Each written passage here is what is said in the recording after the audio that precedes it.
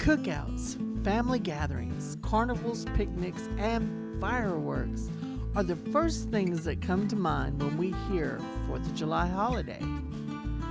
But do you ever take a moment and think about what this day means to our country and how it came about? When the Pilgrims came to the new country, they worked hard to establish a place where rules mattered and everyone was allowed to reach for their dreams, whether it was religious freedom, freedom to talk about all subjects, or to strive for wealth and a better life. In 1776, the 13 colonies sent representatives to support the Declaration of Independence that was signed in July. When the American Revolutionary War began in 1775, few colonists in the British North America openly advocated independence from Great Britain. Support for independence grew steadily in 1776, especially after the publication of Thomas Paine's pamphlet, Common Sense.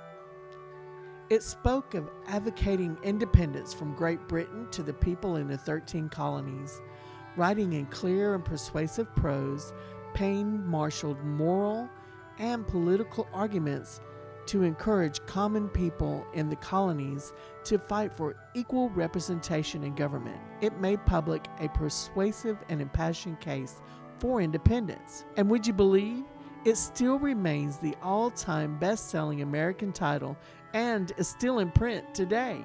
In the Second Continental Congress, the movement towards independence was guided principally by an informal alliance of delegates, eventually known as the Adams League, after Samuel Adams, John Adams of Massachusetts, and Richard Henry Lee of Virginia. The Declaration explained why the 13 colonies were at war with the Kingdom of Great Britain, regarding themselves as 13 independent sovereign states, no longer under British rule.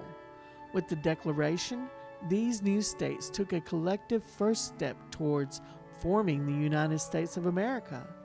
The Declaration justified the independence of the United States by listing 27 colonial grievances against King George III and by asserting certain natural and legal rights, including a right of revolution. Its original purpose was to announce independence, and reference to the text of the Declaration were just a few in the following years. By the time that the Declaration of Independence was adopted in July of 1776, the 13 colonies in Great Britain were at war for more than a year. Now, relations have been deteriorating between the colonies and the mother country since 1763.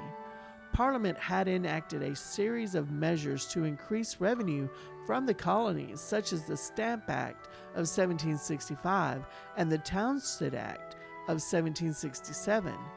Parliament believed that these acts were a legitimate means of having the colonies pay their fair share of costs to keeping them in the British Empire.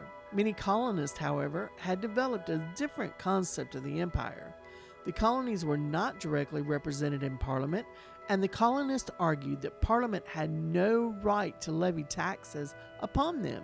This tax dispute was part of the larger grievances between British and American interpretations of the British Constitution and the extent of Parliament authority in the colonies. The orthodox British view, dating through the Glorious Revolution of 1688, was that Parliament was the supreme authority throughout the empire, and so by definition, anything that the Parliament did was constitutional. In the colonies, however, the idea had developed that the British Constitution recognized certain fundamental rights that no government could violate, not even the Parliament. After the Townshend Act, some essayists even began to question whether Parliament had any legitimate jurisdiction in the colonies at all.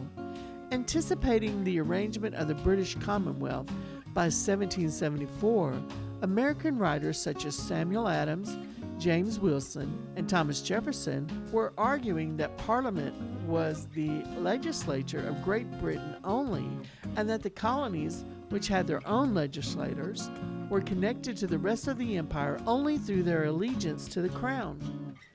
The war was fought, and in the end, America won, and we did gain our independence. Now, has it been smooth? No, it hasn't.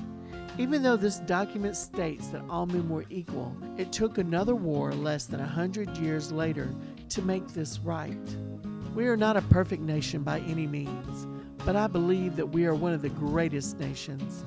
We have free speech that gives us the right to disagree with our government, each other, and not be afraid of retaliation as long as we are peaceable in doing so. We have the ability to protect ourselves, and we have the protection from other countries through our brave men and women in the military, and in protection against unreasonable seizures and searches. We have the right to worship our God in the way that we believe, and the government is not allowed to tell us how we can worship, when we can worship, or who we can worship. I truly believe we must teach our children about how this great country came to be and where we are today. We must teach them respect and how to work within the laws to gain what they think are their rights. As we celebrate this Independence Day, we need to look at the blessings we have, the changes we think that are needed, and come together as a country to establish unity. As our great musical theme, the Star-Spangled Banner, reminds us, as our flag still waves over the land of the free and the home of the brave. God bless America.